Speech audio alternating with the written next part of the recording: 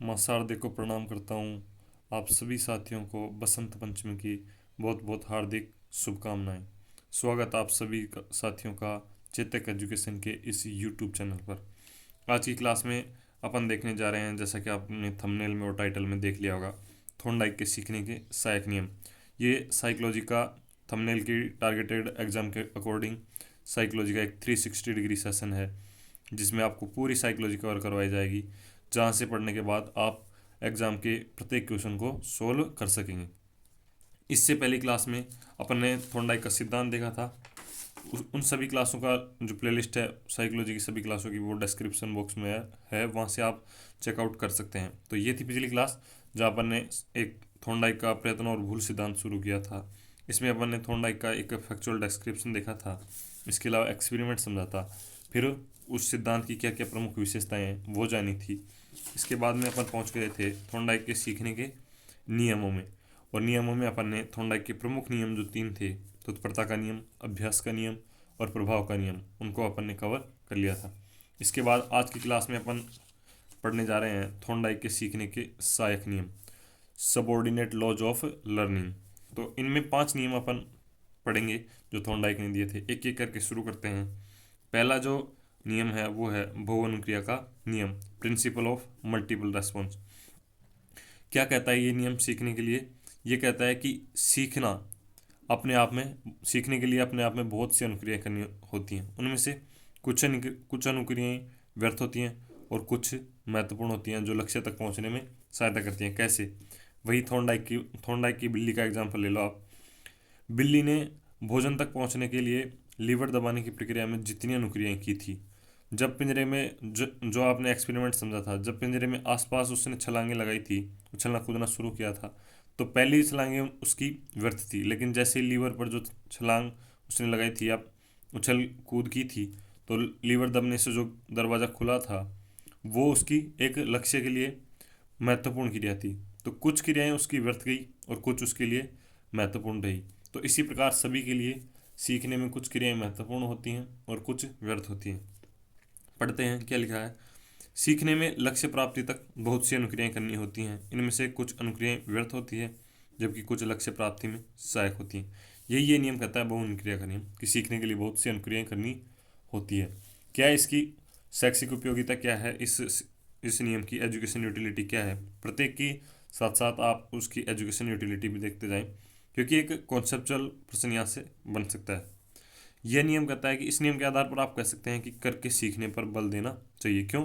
क्योंकि जैसे छात्र स्वयं चीज़ें करेंगे, जैसे जैसे छात्र स्वयं चीज़ें करेंगे, तो वे गलत अनुक्रियाओं को हटाते जाएंगे और एक सही अनुक्रिया की तरफ, जो उनके लक्ष्य प्राप्ति में सहायक है, उसकी तरफ बढ़ते जाएंगे और वो एक प्रक्रिया को अच्छे से समझ लेंगे। अतः बच्चों को, एक शिक्षक को करके सीखने पर बल देना चाहिए। यह है बहु क्रिया के नियम के सिद्धांत की शैक्षिक उपयोगिता। अब इसी का दूसरा नियम, 5 नियम अपन पूरे पढ़ेंगे। दूसरा नियम है मनोवृत्ति का नियम। ये काफ़ी महत्वपूर्ण नियम है। क्या क्या है? Principle of mental attitude. बच्चे की जैसी मानसिकता होगी या सीखने वाले की जैसी मानसिकता होगी, वह उसी प्रकार से सीखेगा। शिक्षण बहुत हद तक मनोवृत्ति पर, यानी मेंटल एटीट्यूड पर निर्भर करता है। कैसे? जैसे अभी आप एक बच्चे को गणित पढ़ा रहे हैं, ये गणित पढ़ाना चाहते हैं।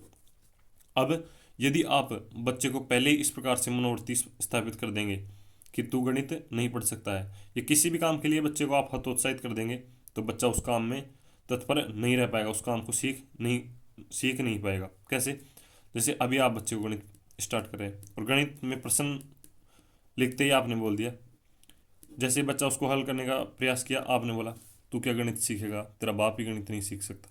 तो बच्चा सोच लिया कि गणित एक कठिन विषय है और इस विषय में वह कभी भी सफल नहीं हो सकता। अब उसकी मनोवृत्ति बन गई, तो वह सीखने के लिए प्रयास ही नहीं करेगा और इस प्रकार से सीखना कभी भी गठित नहीं हो सकता। तो यही है इसकी शैक्षिक उपयोगिता भी, यही है कि हमें सकारात्मक मनोवृत्ति बच्चे में स्थापित करनी चाहिए। जैसे यदि आप उसे कोई कठिन विषय पढ़ा रहे हैं, तो आप उनकी सकारात्मक मनोवृत्ति बना सकते हैं कि यह विषय भी सरल हो सकता है यदि आप इसे क्रम से पढ़ें, यदि आप इसे अवधारणा के साथ पढ़ें। इस प्रकार की सकारात्मक मनोवृत्ति बनाने के बाद बच्चा उस विषय को समझ सकता है। और अगर आपने उसकी मनोवृत्ति नकारात्मक बना दी, तो बच्चा सीखने के लिए प्रयास ही नहीं करेगा और वह कभी भी सीख नहीं पाएगा। चुनौतीपूर्ण शिक्षण के लिए धनात्मक मनोवृत्ति बनानी चाहिए। यही है जो मैंने आपको बताया है, यही इसकी शैक्षिक उपयोगिता है। ये दो नियम अपन ने पढ़ लिए हैं, पहला बहुअनुक्रिया का नियम और दूसरा मनोवृत्ति का नियम। अब चलते हैं तीसरे नियम पर। क्या कहता है तीसरा नियम? सदृश्यता का नियम। सदृश्यता, एनालॉजी। आपने उसमें रीजनिंग में यदि कभी पढ़ा हो, जैसे राम का संबंध रावण से है तो फिर ये समानुपात का चिन्ह, और कृष्ण का संबंध किससे होगा तो आप बताएंगे इसका आंसर होगा कंस। इसी प्रकार के जो सादृश्यता वाले प्रश्न आपने देखे होंगे, जैसे भैंस का संबंध पशु से है तो चिड़िया का संबंध किससे है तो फिर आप पक्षी से बताएंगे। ऐसे प्रश्न सादृश्यता में आपने रीजनिंग में पढ़े होंगे। यही है सादृश्यता का नियम, प्रिंसिपल ऑफ एनालॉजी। क्या कहता है? यदि किसी नई परिस्थिति में सीखना पहले सीखी गई परिस्थिति के समान हो तो सीखने की क्रिया आसान होगी और सीखना बढ़ जाएगा। कैसे? अभी आप हिंदी और संस्कृत का एक एग्जाम्पल ले लीजिए। एग्जाम्पल ये है कि आप पहले संस्कृत में आपने समास पढ़े, तो आपको पता होगा कि जैसे संस्कृत में समास है लगभग 80% उसी प्रकार से हिंदी में समास है। तो यदि आपने संस्कृत के समास पढ़े हैं तो क्यों? इसलिए क्योंकि इसमें समान प्रक्रिया समास की हिंदी में है, तो आप हिंदी के समास को जब आप संस्कृत के समास पढ़ने के बाद पढ़ेंगे तो आसानी से सीख जाएंगे। यही है सादृश्यता का नियम। यदि किसी नई परिस्थिति में सीखना पहले सीखी गई परिस्थिति के समान हो। अब बताओ, नई परिस्थिति हिंदी में समास सीखना पहले सीखी गई परिस्थिति संस्कृत में समास सीखना के अनुरूप है तो सीखना आसान होगा और सीखना बढ़ जाएगा। यही है सादृश्यता का नियम। इसमें कितना सीखना आसान रहेगा? जितने ज़्यादा समरूप तत्व रहेंगे, कॉमन एलिमेंट्स, कॉमन चीज़ें जितनी ज़्यादा रहेंगी, जैसे इसमें समास की कॉमन चीज़ें और इसमें समास की कॉमन चीज़ें, जितनी ज़्यादा कॉमन रहेगा दोनों में एलिमेंट, उतना ही ज़्यादा आप सीख पाएंगे। यही है समरूप तत्व सिद्धांत, जो किसने दिया था? थॉर्नडाइक ने। समरूप तत्वों का सिद्धांत क्या सिद्धांत था? इसको अपन लर्निंग ट्रांसफॉर्मेशन जो अधिगमंत्रण है उसमें भी अच्छे से पढ़ेंगे। सिद्धांत ये था कि दो परिस्थितियों में सीखने में जितने ज़्यादा समरूप तत्व होंगे सीखना उतना ही आसान होगा। ये किसका नियम था? समरूप तत्वों का सिद्धांत। और ये कौन से नियम के अंतर्गत आता है? सदृश्यता के नियम के अंतर्गत। इसकी शैक्षिक उपयोगिता क्या है? नए विषय को पूर्व में सिखाए गए विषय से जोड़ें। जो आपके प्रस्तावना के प्रश्न आप पूछते हैं पाठ्य योजना में, उनका संबंध इसी सिद्धांत से है। किससे? सादृश्यता के नियम से। क्या? कि जब भी आप कोई नया विषय सिखाएं तो उसको पूर्व में सिखाए गए विषय से जोड़ें। इससे उनके कॉमन एलिमेंट्स को बच्चे अपने से रिलेट कर पाएंगे और सीखना आसान हो जाएगा। अब चलते हैं फोर्थ जो रूल है उस पर। क्या है चौथा नियम? ये नियम है साचार्यात्मक स्थानांतरण का नियम, प्रिंसिपल ऑफ एसोसिएटिव शिफ्टिंग। ये नियम क्या कहता है? ये नियम ये कहता है कि एक परिस्थिति में यदि कोई चीज़ व्यक्ति को आती है, एक परिस्थिति में अनुक्रिया करना या एक परिस्थिति को उसने अच्छे से सीख लिया, तो संभावना है कि वैसी ही दूसरी परिस्थिति में वह अनुक्रिया कर देगा, ये जो भी उसने सीखा उसको प्रकट कर देगा। इसका एक साधारण एग्जाम्पल मैं आपको लेता हूँ जो आप सभी अच्छे से समझ पाएंगे। एक बच्चा है जो जब भी कोई उसके साथी लड़ाई करते हैं तो वह गालियाँ निकाल देता है उनको। ये बच्चे ने सीख लिया है और वह इस काबिल है कि उसे अच्छे से गालियाँ देनी आती हैं। कोई भी बच्चा है जब भी उसके साथी लड़ाई करते हैं तो वह गुस्सा होकर उन्हें गालियाँ निकाल देता है।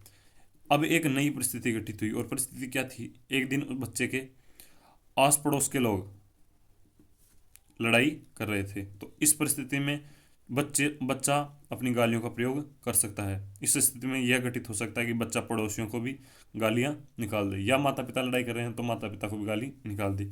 यही है साचर्यात्मक स्थानांतरण का नियम। एक परिस्थिति से क्षमता होने पर दूसरी परिस्थिति में अपने सीखने का प्रयोग करना।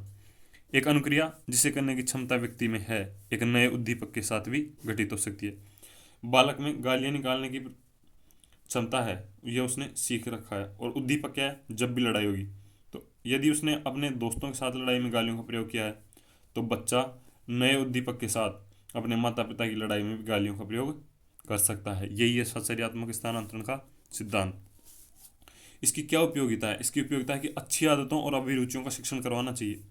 यदि बच्चे को आपने ये बता दिया कि जब भी अपने घर में कोई मेहमान आए तो उससे विनम्र व्यवहार करना है और उनसे अच्छे से पेश आना है। तो बच्चा जब बड़ा हो जाएगा तो इस स्थिति का लाभ वह हमेशा ऐसी परिस्थितियों में उठाता रहेगा। जैसे कोई व्यवसाय वह सीख रहा है तो वहाँ वह विनम्रता से उस व्यवसाय में आगे बढ़ेगा और उसकी सफलता के चांस बढ़ जाएंगे। तो इस प्रकार से अच्छी आदतों और अभिरुचियों का शिक्षण करवाना चाहिए।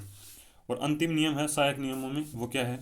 नियम है तत्व प्रबलता का नियम, principle of prepotency of elements. ये क्या कहता है नियम? व्यक्ति उन तत्वों को अलग कर लेता है जो सीखने में सुसंगत होते हैं। जैसे अभी आपकी एग्जाम आने वाली है, या जब भी आप किसी भी एग्जाम में देंगे, जैसे आप रीट या फर्स्ट ग्रेड की एग्जाम दे रहे हैं, तो इस स्थिति में जैसे ही एग्जाम आएगी तो आप शॉर्ट नोट्स बनाएंगे। क्यों? क्योंकि आपको पता है कि सीखने में ये चीज़ें सुसंगत हैं। आप किसी भी टॉपिक को पढ़ने से पहले माइंड मैप बना लेंगे, जैसा कि अपन बनाते हैं क्लास से पहले। माइंड मैप क्या काम करता है? वह बताता है कि सीखने में कौन सी चीज़ें सुसंगत हैं, और जैसे ही अपन माइंड मैप बना लेंगे तो अपन टॉपिक टू टॉपिक चलते रहेंगे और सीखना आसान हो जाएगा। व्यक्ति उन तत्वों को अलग कर लेता है जो सीखने में सुसंगत होते हैं। इस नियम को आप समझ चुके होंगे। और इस नियम की क्या एजुकेशन यूटिलिटी है? यह है कि शिक्षक को पढ़ाने से पहले शिक्षण उद्देश्य निर्धारित कर लेने चाहिए। काफ़ी इंपॉर्टेंट भी है। तत्व प्रबलता के नियम का शैक्षिक महत्व यह है कि शिक्षक को पढ़ाने से पहले शिक्षण उद्देश्य निर्धारित कर लेना चाहिए। क्यों? क्योंकि शिक्षण उद्देश्य निर्धारित कर लेगा तो उसे सुसंगत तत्वों का ज्ञान होगा और सीखना आसान होगा। उसे पता है कि अब किस दिशा में चलना है और क्या सिखाना है। तो एक शिक्षक को पढ़ाने से पूर्व शिक्षण उद्देश्य निर्धारित कर लेने चाहिए। तो ये थे थॉर्नडाइक के सीखने के सहायक नियम। अब थॉर्नडाइक का सिद्धांत पढ़ लिया है, उसके प्रमुख नियम पढ़ लिए हैं और सहायक नियम पढ़ लिए हैं। ये तो हो गई थॉर्नडाइक की अधिगम की बात। अब थॉर्नडाइक के सिद्धांत में जो 360 डिग्री व्यू देखें आप, तो इसमें दो चीज़ें अभी अपनी बच रही हैं जो अपन बुद्धि में करेंगे। वो क्या है? थॉर्नडाइक की बुद्धि से संबंधित सिद्धांत। तो जब भी अपन इंटेलिजेंस टॉपिक पढ़ेंगे तो थॉर्नडाइक का शेष पार्ट वहाँ करेंगे। ये था आज का सेशन। आज थॉर्नडाइक का ये अधिगम का 360 डिग्री पूरा हो गया। इसकी PDF आपको टेलीग्राम चैनल चेतक एजुकेशन पे मिल जाएगी, जिसका लिंक डिस्क्रिप्शन बॉक्स में है, चेतक एजुकेशन। इसके साथ ही इसकी क्विज भी आज करवा दी जाएगी, आज या कल। क्विज शायद कल संभव हो पाएगी, लेकिन PDF आज आपको आज ही मिल जाएगी। आप कमेंट करके बता सकते हैं कि आपको ये सेशन कैसा लगा। और पूरा वीडियो देखने के लिए आपका बहुत बहुत धन्यवाद।